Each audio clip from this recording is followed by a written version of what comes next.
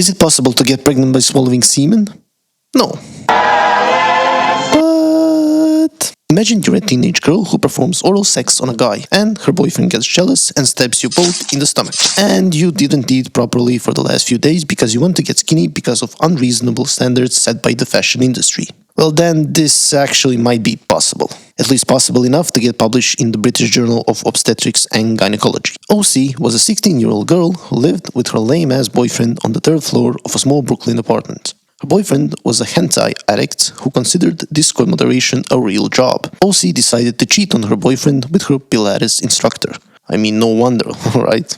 When the Discord mod found out, he followed them to a bar where they usually meet. At first, he couldn't find her, so he entered the female bathroom, something he usually does for some perverted reason. There, he found a shocking scene. He saw his girlfriend getting up from the floor, and next to her stood her Pilates instructor with his pants unbuttoned. Luckily, our hero came prepared. He pulled out a knife that he stole from his demented grandma while she watched Jeopardy. He stabbed both of them in the abdomen and quickly fled the crime scene.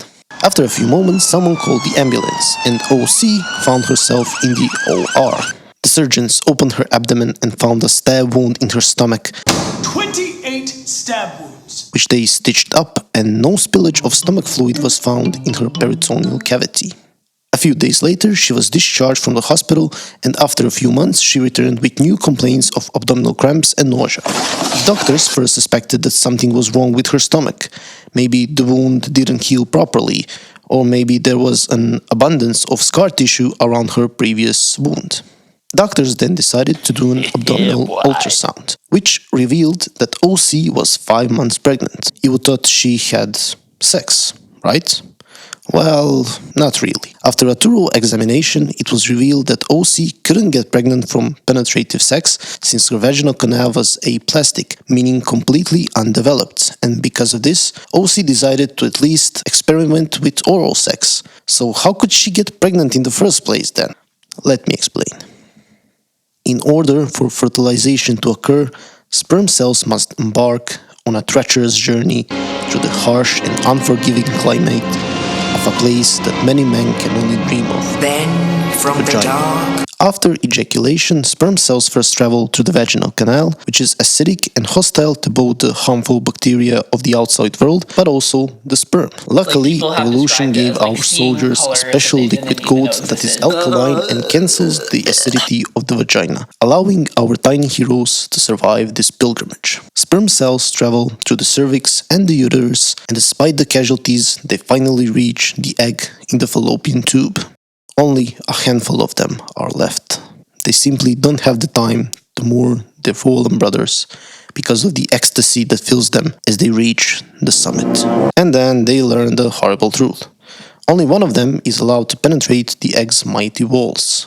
An egg has several mechanisms by which it stops more than one sperm from fertilizing it. The outer wall, called corona radiata, is a huge loose wall that a sperm must enzymatically and mechanically break to pass to the second wall, called zona pellucida, a thick glycoprotein shell surrounding the egg, and it contains proteins that recognize other proteins on the sperm cell. An acrosome reaction follows. Acrosomes are sperm's protective caps that degrade and release enzymes like acrosin and hyaluronidase.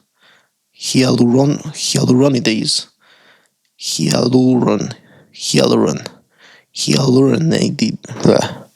Okay, you get the point. Which help the sperm digest the zona pellucida and finally reach the oocyte, or the egg. Once the egg finally accepts the sperm, it activates the cortical reaction, a series of events that stop other potential sperm cells from entering. It hardens its outer shell and changes the proteins on its wall, so other sperms aren't even recognized as potential candidates. The egg becomes permanently impenetrable to additional sperm. Fertilization usually occurs in the fallopian tubes, a set of two organs or two pipes, I guess, that pull the egg from the ovary. This pulling is done by fimbriae, finger-like projections at the open end of the fallopian tubes, which are, unlike most organs, open to the peritoneal cavity. At the exact moment OC was stabbed, some semen she previously swallowed spilled from her stomach through the wound into the peritoneal cavity, where just like the egg, it was picked up by fimbriae and transferred into the fallopian tube. Although semen is alkaline and can buffer the acidity of the vagina, it basically stands no chance against the acidity of the gastric juice. It is theorized, however, that OC's obsession with being thin caused her gastric juice volume to decrease, since the stomach doesn't need to produce a high volume of the juice because OC rarely eats. Pair that with slightly alkaline saliva that she produced during you know what? There is an extremely slim chance the sperm might have survived the extremely low pH of her stomach. So, is this possible? Of course it's not possible, man. In this case, sperm cells need to survive the extreme acidity of the gastric juice, spill into the peritoneal cavity, get picked up by fimbriae, and be transferred into the fallopian tube while avoiding our immune response at the same time. Chances for this happening are slim to none. So don't worry, you don't have to spit. Thank you for watching and I'll see you in the next video. Goodbye.